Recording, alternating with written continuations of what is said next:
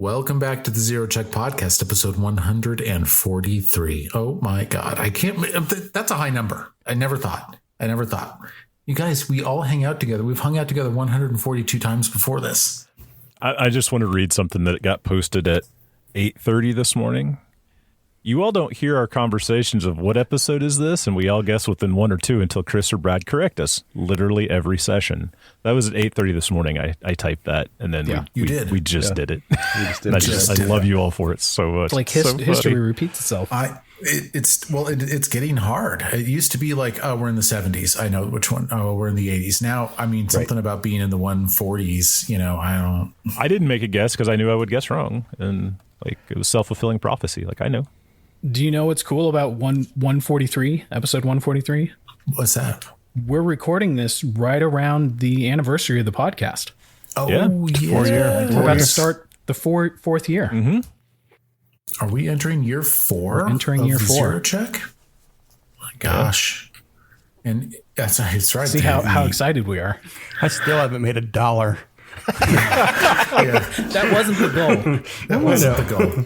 No, what was the goal? The goal was to, I don't know. To me, the goal just continues to be like, just play Pathfinder, man. Hang out. Pathfinder, finish the entire campaign. What an heirloom. What a cool thing to have the whole game, front to back recorded. Amazing. That and recording is almost like an accountability buddy. It is. Yeah. Yes, it is. I was going to mention something else from our Discord this morning. Somebody was talking about how they just listened to episode 130 and I didn't know what episode that was. And I was like, what did I say in 130? And that's because I've lost all like 130. I was like, when was that, a year ago? Because I couldn't remember what episode we were on now. No, there's 13 episodes. It's not that long ago. No, it turns out that was the macaroni. It was a while. Yes, 13 weeks ago. Yeah. That was the macaroni and cheese encounter. But I don't know. That was 13 weeks ago? Well, yeah, give or take. Yeah. More. We took a week or two off here or there, probably. Oh, yeah. Yes, we did. We could just stop numbering them too. Just start coming up with just weird titles for them. We'll just roll a D100 or a couple D100s depending on where we're at and pick that number and there we go. Okay, so your idea, Donnie, is to assign the number of the episode by random numbers. Yes. Let's roll for a number. That sounds like a very Og Junlinus and Tompton idea. I mean, it's going to be a pain in the ass. Like we'll just have to name the episodes so they're alphabetical so you can still sort them, but we'll just have to be creative about that. Not your best. Extra little Sudoku on top of it. No. Be fun. Donnie, you've had many good ideas today. Not that one? But this is not one of them. All right. Fellas, I have an agenda in front of me. It is a very good agenda. We're getting back into agendas. I kind of abandoned agendas for a while, but I have one here. You always come back, right? You always come back to your first love. Yes.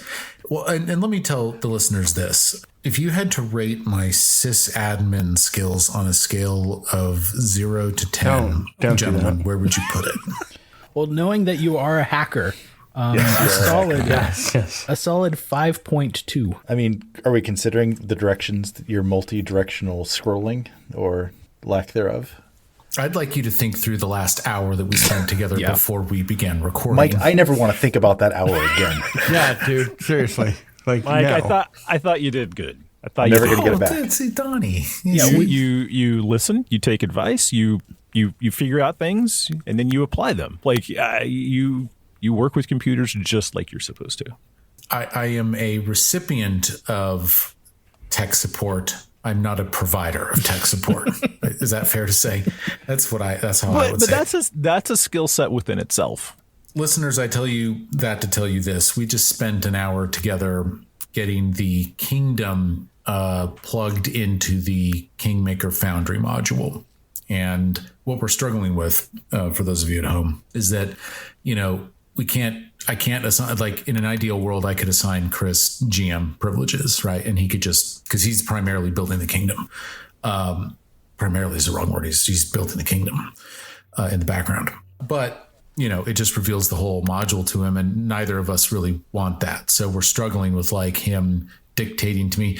Like, what's that movie Amadeus, where Mozart's on his deathbed and he's dictating to Salieri, like what's going on. Like, I'm Salieri and Chris is Mozart dying in the bed right now. No, just me. I'm the only one that's seen it. It's a very good movie. You guys should check it out. It's a long time ago. I think I had to watch that in Long school. time.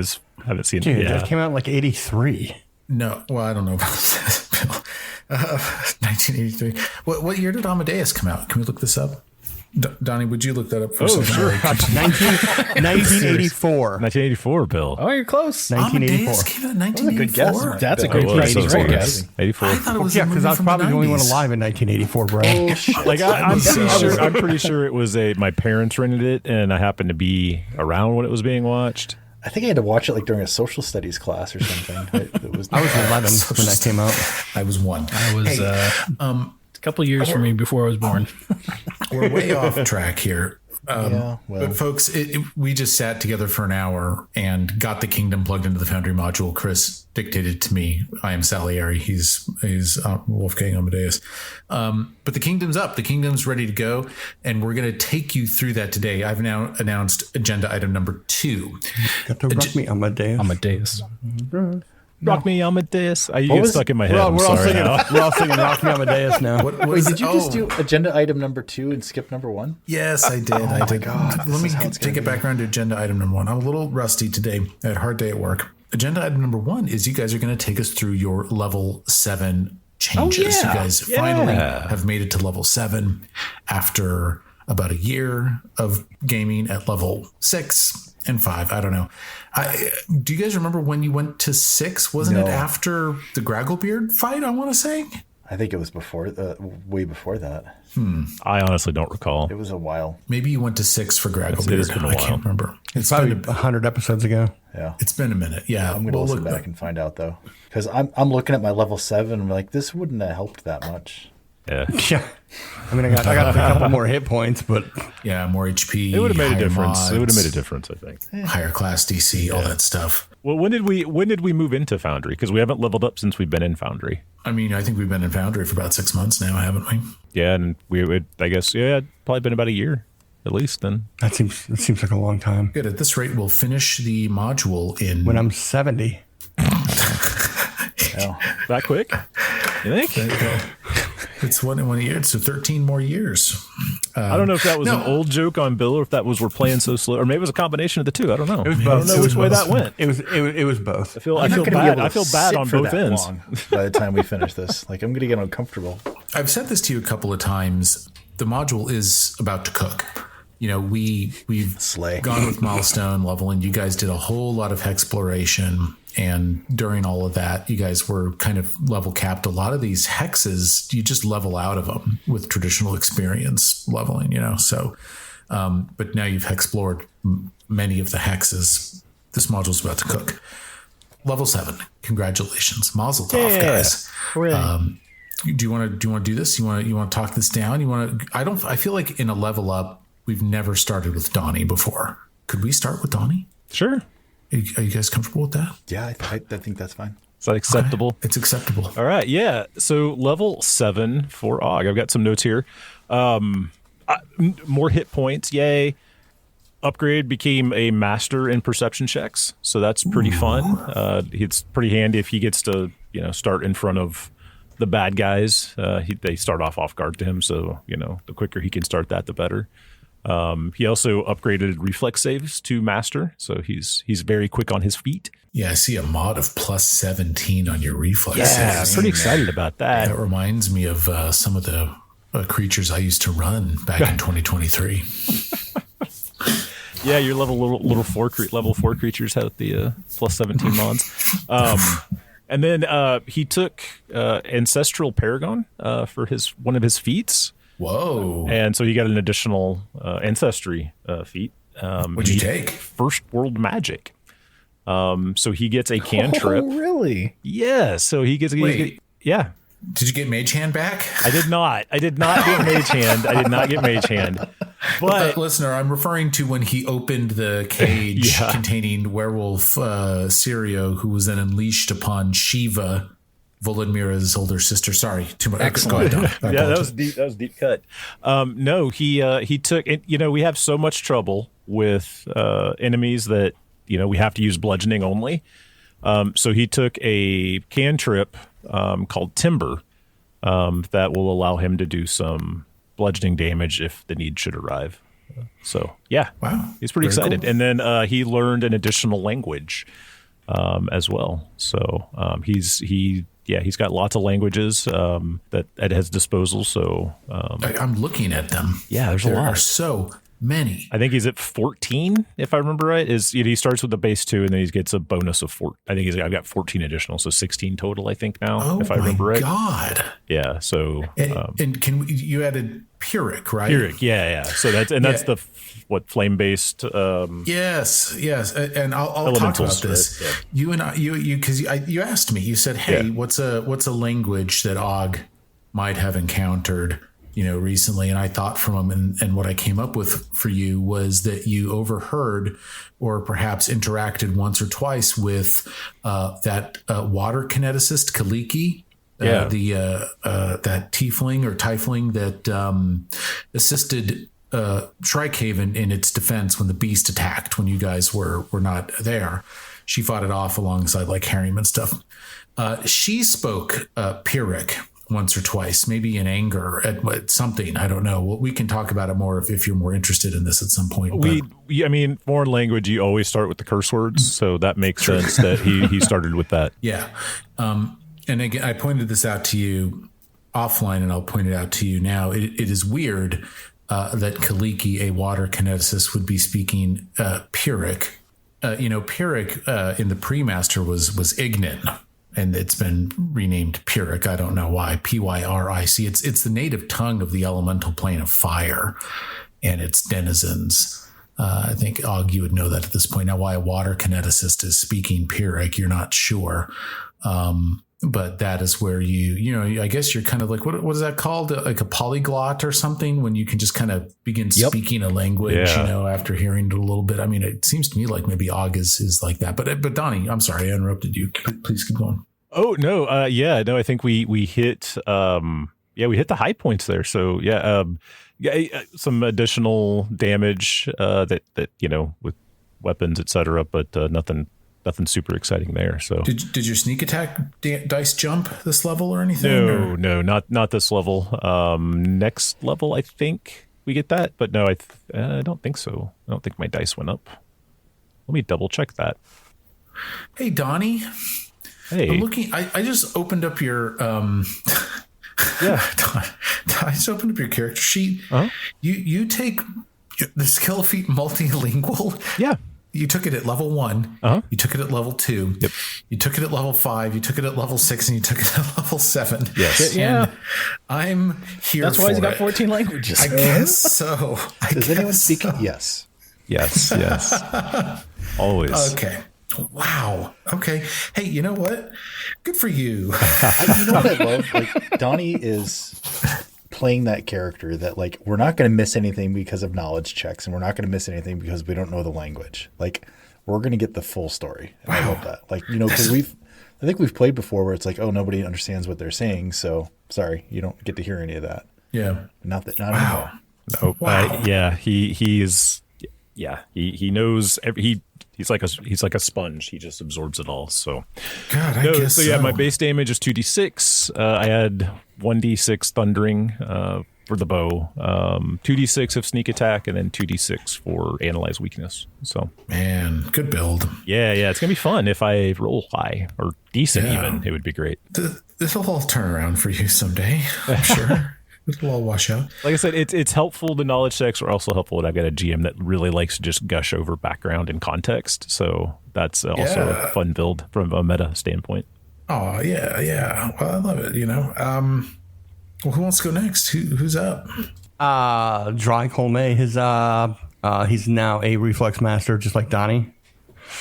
I'm also a perception mastery, just like Donnie. We're twinsies, almost. Except you speak like 87 different more languages than I do.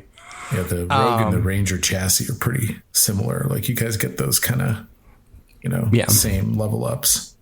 And then I took the same feat Donnie actually took, which is Ancestral Paragon. Yeah, awesome. But I took Elven Verve, which is while elves are immune to paralyzing touch of ghouls, you can shake off flesh numbing effects of all kinds. You gain a +1 circumstance bonus to saves against anything that would immobilize me, paralyze me, or slow me. Ooh. And if I'm immobilized, paralyzed, or slowed for at least 2 rounds, reduce that duration by 1. But not petrify.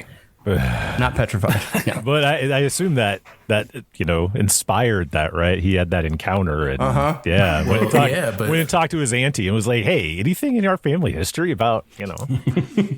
Well, and the first stage of that petrify did impose slowed. Yeah. So he would have gotten that bonus to that fort save. Interesting. Okay. That's cool. Elven Verve. So I'm getting the sense here from the marshals that level 7, like you guys are not picking up, class or skill feats on this, but you are picking up a general feat, and you both took Ancestral Paragon. Yeah. Interesting. Very good. And I got weapon specialization too. Oh, you did? What does that do for you? I do an additional 2 damage with weapons and unarmed attacks, in which I'm an expert in. This damage increases to 3 if you're a master and 4 if you're legendary. Okay. So you're getting some damage scaling too at 7th. Very cool. Well, wonderful. What about you, Brad? Well, level 7 for inventors, my bad, is it's fun. I get a breakthrough for my innovation, which is basically another, the first breakthrough or the first thing for my innovation. I chose speed, and on this one I'm choosing size. So Bolton is now large.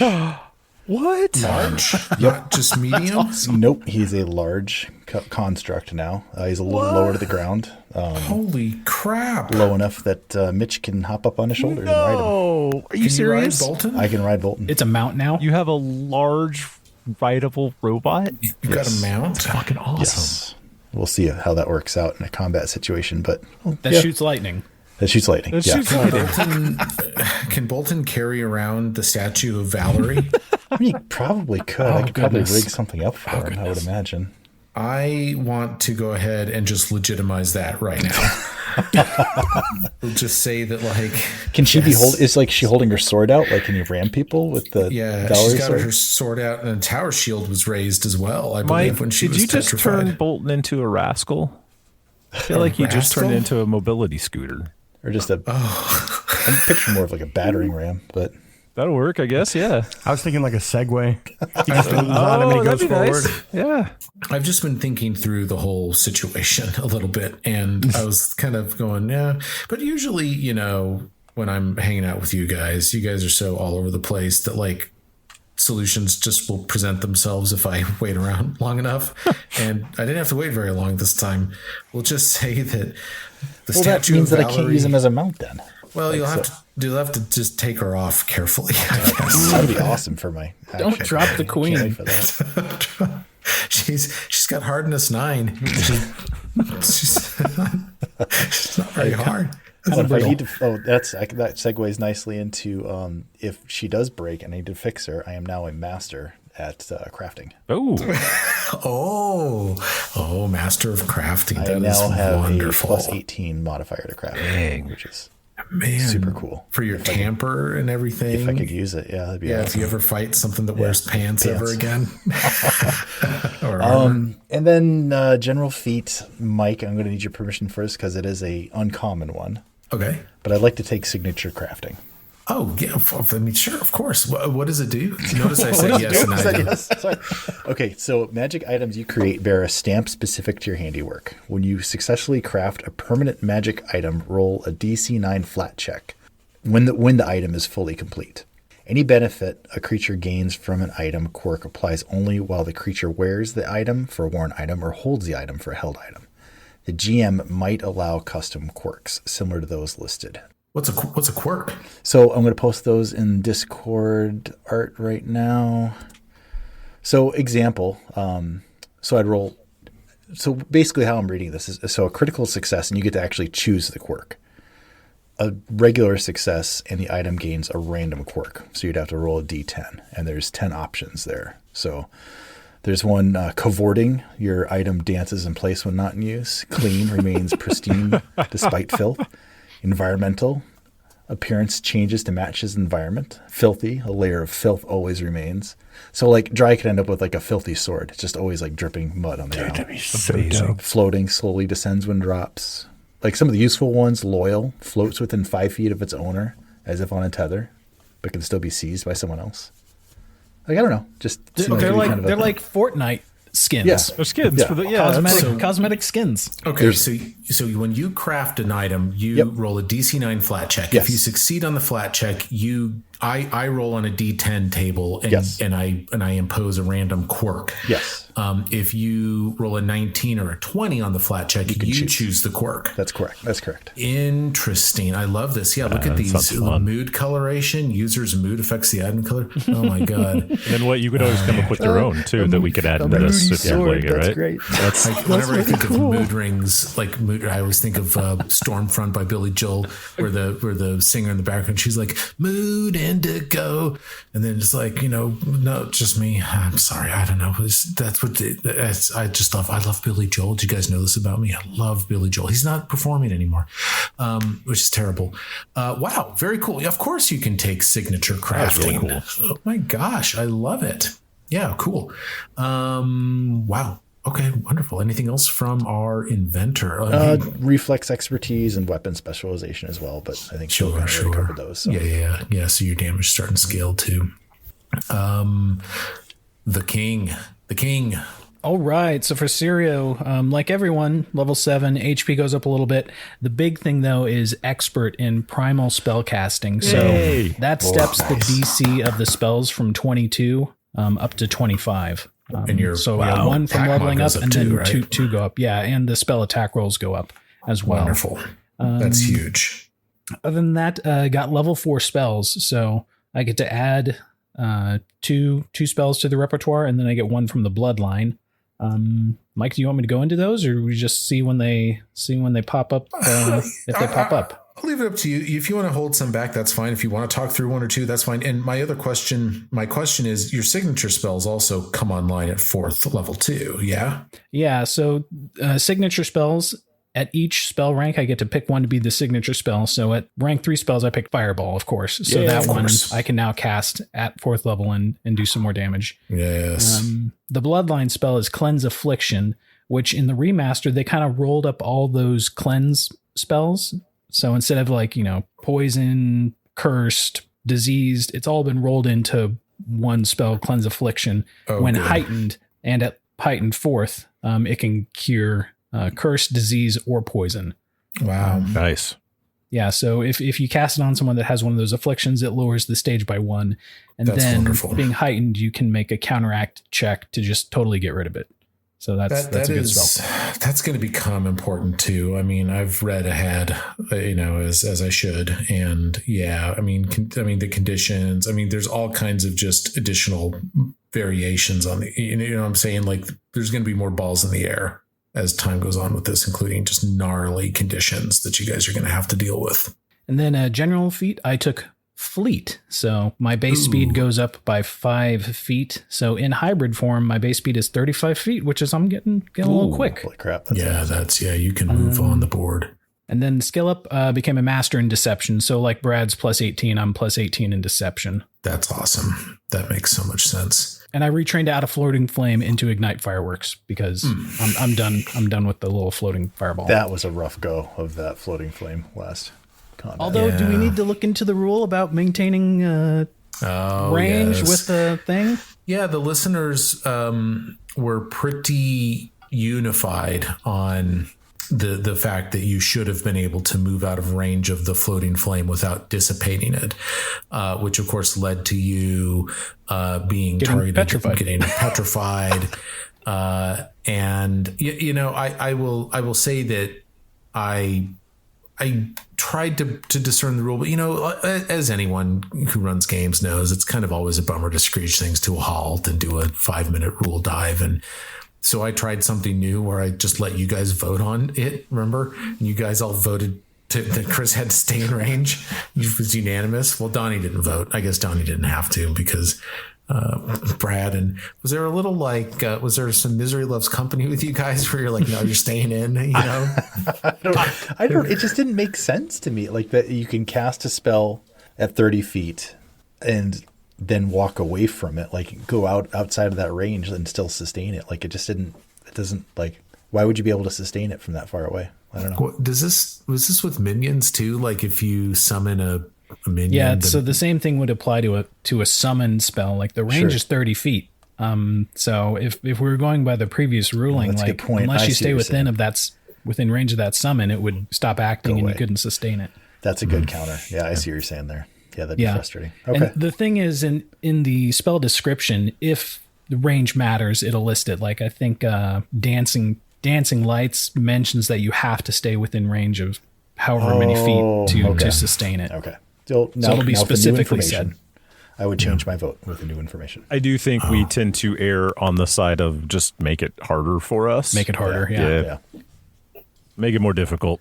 Donnie, do you want to vote to keep him in so the integrity of the vote stays the same, or do you want to, because you never voted? What do you think? Had I voted in the moment, I would have voted to no. He needs to stay there because logically, I would have thought, well, yeah, he would have had to, and well, it would have seemed cheap and been like, no, let him get away because that's obviously the result we wanted to have happen, and I think we would have felt cheated if we would have allowed it. I don't know. It's a balance. Like I would hate to blow a rule and that kills a player. And I've done that before. And that's like the worst feeling. I mean, I know some people like are into the story and everything, but I don't think that everybody wants to listen to us for an hour, just be successful at everything that we do. And you know what I mean? That's not fun. It's kind of fun listening to us to struggle and run into problems. So I think even, like I said, we'll default to that, I think, right? Yeah, but what I was working my way around to is that we've never had this happen. But like, what if I got a rule wrong and that resulted in a player not dying that should have? Oh, and that is like that's equally kind of weird, because it's like, oh, okay, now forever you're going to continue playing this character that should not be here. Yeah, it's like the ref not throwing the flag, right? It's like maybe later in the game they try to overcorrect and make up for it, and it just kind of introduces. Then again, I've walked away from things that probably shouldn't have, like, that happens in real life too. Right. Where, I guess somebody missed a rule. Maybe I don't know. True. I don't know. We do our best. That stuff out by a plot death. Happened before. I have a whole host of backup characters.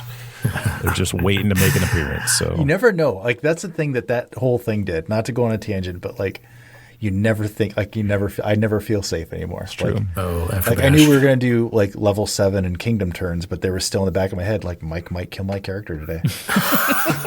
Always a chance. Well, all those 3 years ago or whenever it was for episode 30, I called Donnie that afternoon before we recorded, and I was like, "Remember that, Donnie? Do you remember I called you?" And I was like, "I've been thinking about maybe turning Fort Trand into some kind of an NPC. Is that something you're comfortable with?" And Donnie, you were like, "Yeah," and so.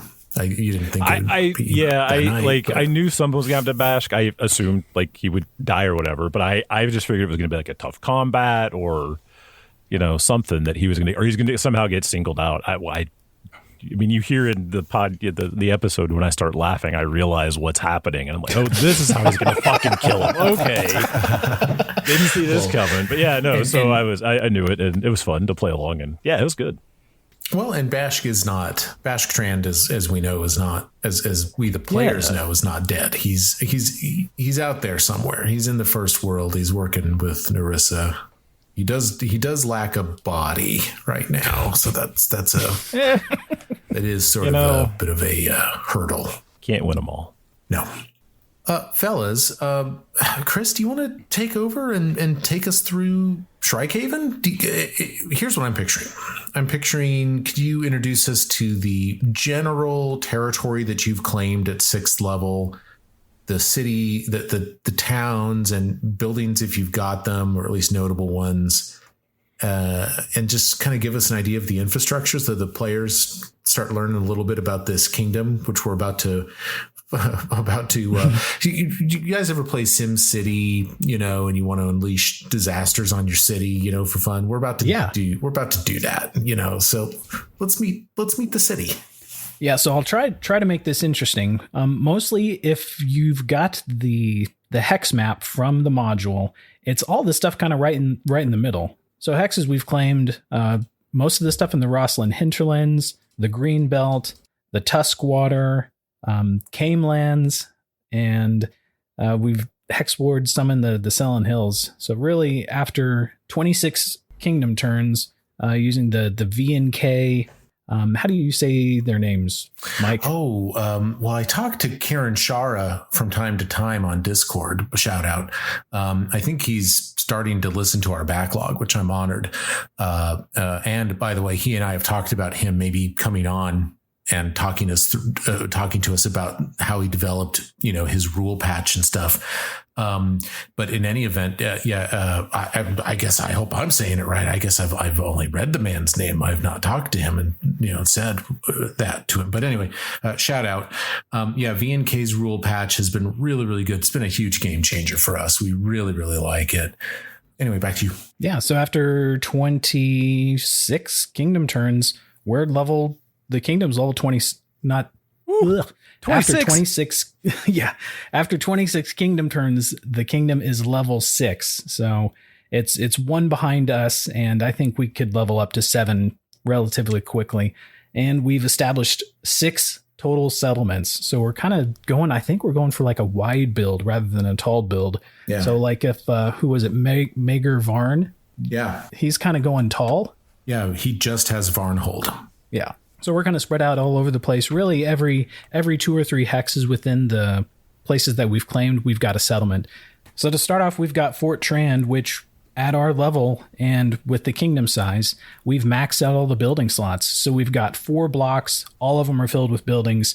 We've got a dump. We've got a garrison. We've got a general store, a granary. We've got several versions of houses. Our town hall. We've got stone walls on the sides that aren't bordered by water. We've got a trade shop. We've got our town hall. We've got a stable, a smithy, a pier, and an inn. Do you guys have any questions about what those buildings do? Or oh my gosh! Really, all the buildings do is they give you +1 to a kingdom activity if it's being conducted out of that settlement. So things like it makes claiming hexes easier. It makes outfitting your army, which we haven't even gotten to yet, a little easier. The mill, it allows you to increase your storage capacity for food, which, that's a big deal during sieges or feeding your army, stuff like that. Yeah, or by seasons of bloom. Yeah. Yeah, which I noticed in the mod that we're using in Foundry, there's a little tick box about events in the bloom, and I didn't really look into all that, and I didn't check the box, but apparently that's going to be a thing. Yeah. Okay. How cool. Well, you said there's an inn. I mean, I want to name the inn because I don't know. You guys are going to name it like any inn face or something. You guys are going to name it like Buttmaster Inn Place or something. I don't know what you're going to do. But Mike, I'm offended. You are. Yeah, if you want to name it. Right now, the inn is not named. So yeah, if you want to toss a name on there, and the inn, it gives a +1 bonus to hire adventurers to clear a hex when using exploration. So like you can send out people to clear hexes rather than the players doing it. Let's call the inn Judy Bloom. Judy Bloom's Inn. It's called Judy's Bloom. Okay. I'm sorry. Fuck that. Judy's Bloom. Judy Bloom. That's dumb. That's Judy. You thought we were coming up with crazy names. That's what it's called. Judy's Bloom. Nope. No. Nope. Getting vetoed. Yes. Wow. Okay. Well, I'm not gonna. I mean, I'll be okay with Orlando Bloom. Orlando's Bloom. Orlando's. Okay, let's do Orlando's Bloom. That's better anyway. Wow. Okay. That's amazing. Okay. And right. and other bonuses like from the smithy, +1 item bonus to the trade commodities activity, or outfitting your army, or clearing hexes when using engineering. A lot of the buildings also give you bonuses to your player characters when you're doing downtime activities, like crafting checks and working with metal. Because Fort Trand has a smithy, you get +1 item bonus to doing that thing. Interesting. So there's all kinds of bonuses associated with these buildings.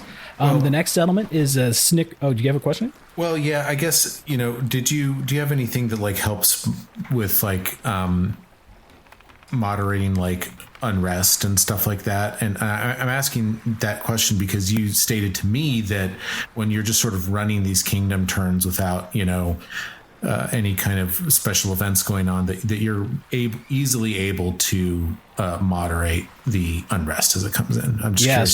So when you do gain unrest, there are quite a few kingdom activities that you can do to lower unrest. And then also certain buildings, the first time you construct them, either in that settlement or the first time you construct that building, that kingdom turn can lower unrest. So there's quite a few ways to lower unrest.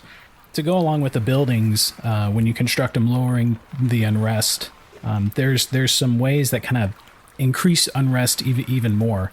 So as part of the rules changes, there are changes to unrest and ruin. This is on the Vance and Kieran Shar's remastered kingdom building rules. Any critical failure on a kingdom roll in a turn now gives 1 ruin to the ruin linked to the attribute of the kingdom skill used. Whoa. So that's a big deal. So with ruin, there's 4 different types of ruin: corruption, crime, decay, and strife. Each of these ruins has a ruin threshold, and once you meet that threshold, it permanently increases the ruin, and it's very hard to remove a permanent increase. Wow. So it can be a big deal. You can use your fame points to re-roll on a crit fail, but with this rules change, you still keep that ruin increase. But we get all the re-rolls though. I mean, it's you can get the re-rolls, and you don't increase if you crit fail again. You don't increase the ruin again. Okay, interesting. I mean, I like it because it's like, and we found this a little bit in some of the early kingdom turns that we did on the air, which is that okay. I mean, especially with all of the kingdom activities that you guys can do during leadership phase, there wasn't really. I mean, I don't know if challenge is the right term, but there was sort of like no. Okay. Yeah, as it stands right now, like our unrest is 0, all our ruins are 0. We have no permanent ruins. Yeah, all that. Just easy mode. This change also reduces the threshold from 10 to 5, so it's much easier to get those permanent ruins. Oh wow! Okay, so there's an acknowledgement from these guys that maybe difficulty was not high enough. Yep. Cool. I'm sorry. So please continue. Our other main settlements, Snickerdoodle. We all know where that is. Woo! I don't know why. I just love the kobolds. They're good folk. And similar to, we've got a lot of the base buildings, but I'm kind of focusing the Snickerdoodle caverns more on, I don't know, like how would you say? Not like under society or not third tier citizen, but it's just got a little different feel. Like it's got a brewery, it's got a dive bar, more blue collar. It's more rust belt, right? They're focusing mainly on rock quarries. So it's a mining town. The surrounding hexes of the Snickerdoodle cavern we've improved with quarries. They've got a stonemason, which makes it easier to establish quarries and increases capacity to hold stone. They've got a town hall. They've got a watchtower, general store. Man. So yeah, they've got, and a granary. So all these kind of base buildings plus stuff more focused on quarrying. Then we've got Crit Tower, which is similar to Snickerdoodle, but instead of focusing on quarry, they're focusing on timber. So they've got a lot of lumber mills in the surrounding hexes, and also a lumber yard. That's deep in the green belt. Yeah, kind of surrounded by the forest. Wow, I love it. The next one we've got Tristan's Hold. Shout out to our poor undead skeletal cleric Tristan. He says. Still Mike's fault. And what was interesting about this hex is that it's got the ruins of a Temple of the Elk. If you fix it, I think you can turn it into is it a festival hall? Or I think a temple. I think a temple. Yeah, I think it's got a ruins of a temple.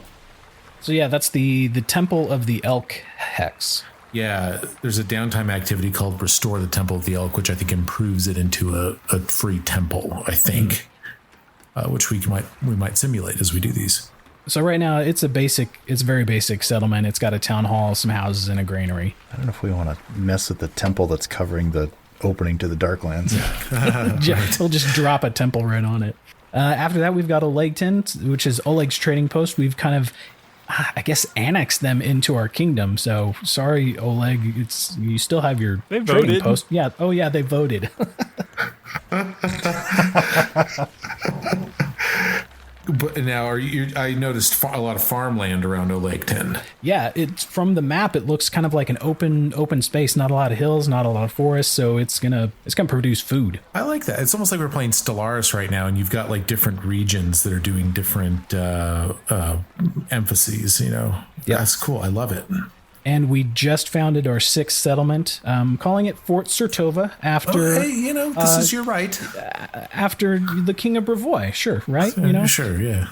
And it's brand new. It just has houses and a town hall, and it's founded on the ruins of Fort Serenko, which I think if we, what's the activity we can do and get a free castle or a watchtower or something? Yeah. There's an improvement there. Well, and what I love about Fort Serenko is, for those of you at home, the hex is where? Let me show it to you. It's right here, fellas, where I'm mousing. It's like right on the border, so it can be a good planning to make that like a defensive bastion. Yeah, and you can see, and I'm going to forget the what you call this, but 2 rivers meet there, and it provides 3 water borders for Fort Serenko. Water borders, Mike. What are we doing here? Whoa! Oops. No, not water borders. Different water borders. I thought that happened down at Hargulka's place. We don't talk about that. I didn't know you'd put Fort Sertova on top of Fort Serenko. That's a awesome. Great That's spot. really cool. And again, it's a good sort of forward position to kind of have a good, clear border with Brevoy. Good fences make good neighbors kind of thing. Like you've got a highly defensible position there. So that's cool. A couple other things about the kingdom. We've got 3 trade agreements. We've got one with Rostland. We've got one with Veskit and with Varnhold. Oh, yes. And one of the things that's confused me, and I don't know, maybe it didn't need to confuse me, but you had established a trade agreement with the Snickerdoodle kobolds, but now they've been annexed. Yeah, so we've kind of absorbed them. So it may be in the rules. I didn't see it anywhere. I mean, the player's guide is like 80 some pages, and I don't know. I just assumed because we absorbed them and they're now part of our kingdom, it wouldn't make sense to have a trade agreement, an external or foreign trade agreement with them. Yeah. And really trade agreements, we use those just to get more resource die anyway in subsequent turns. Yes. It's kind of, again, I had to kind of wrap my brain around that concept a little bit. Well, very cool. Okay. So Fort Trand, level 6, 26 hexes. 6 settlements. 31 hexes. 31 26 hexes. turns. 26 turns. It's very confusing. You've linked, I notice on the map, you've linked Snickerdoodle, Cree Tower, and Fort Trand up with roads, and you're in the process, it looks like, of working roads up toward Tristan's Hold and Olegton.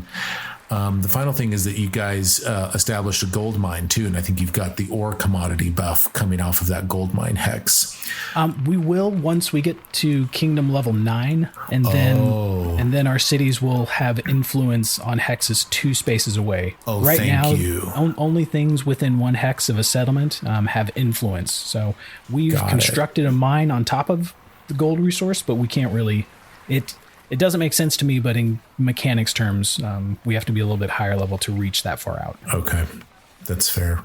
And I guess the alternative would be to toss a settlement on it, right? But yeah, you could plop a settlement on it.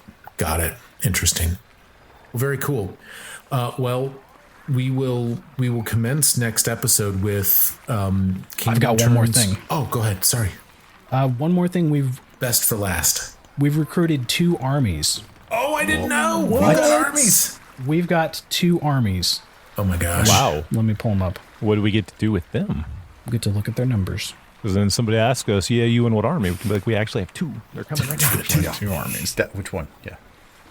Well, while you're getting the info on that, when I was at Gen Con, they were debuting like skirmish rules and stuff with I think it's the new Battle Cry book that Paizo put out. So Battle Cry didn't exist. Look, Season of the Bloom, we've talked about this pretty openly. This is sort of a downtime kingdom turn module. There's going to be army stuff coming up. I'd like to look at the Battle Cry rules to kind of have tangible army stuff. Anyway, Chris, go ahead. Yeah, we've recruited 2 armies. Both of them are melee infantry type, so it's the basic army type. When you recruit an army, they are automatically the level of your kingdom. So when we recruited them, they were level 5. When we level up the kingdom, all of your armies go up a level. So they're 2 level 6 armies. Wow. And I've named, one is a Wolf Company, one's Fox Company in the 1st King's Battalion. So my gosh. right now they are based out of Fort Trand and garrisoned there. You can take kingdom activities to move them up to 20 hexes within a kingdom turn away from where they're currently at. Wow. And if any of those hexes contain roads, it basically doubles their movement speed. So if the whole length is roaded, they can go 40 hexes in a turn. God the damn. party can travel with the army, or the army can move independently, so it can get pretty complicated. Interesting. We don't really have a reason to have armies right now, but we had such a food surplus and food production that we got to spend the food, so I recruited some armies. Holy crap, man. Cool. Also spent some resource points to upgrade the armies, so they now have +1 weapons, and then Wolf Company also has crossbows, so they can make melee and ranged attacks. All right, let's go start a fight with Bravoy. Let's do this. Like, why the fuck would we go and fight a Hydra ourselves? Exactly. We have an army. Wolf Company. Well, but the armies, they're sick. I guess you could sick an army on a Hydra. There's whole rules about armies engaging each other and off battle maps. Wow. Fellas, we can have the game you guys want to have. I mean, if you want to start sending armies around, I mean, let's do it. But also, I feel like the 5 of us should still do some dungeon crawls too. Like, we'll do it all. I don't know. Wow. Well, very good, Chris. Thanks for taking this on. That's awesome, man. You did a lot And of work I'll there. post all the nitty gritty in the Discord. So if you want to see that stuff, join the Discord or look at the Kingdom Turns channel. You logged your kingdom turns. Yeah. Oh, yeah. Can the normal people see that? I don't think it's locked. It looks like. Yeah, I think. Okay, yeah. For the people at home, we made a Discord channel where Chris was documenting the 26th Kingdom turns. Right now, it's hidden. I will, when this episode drops, I'll toggle the button on that and let the people see it.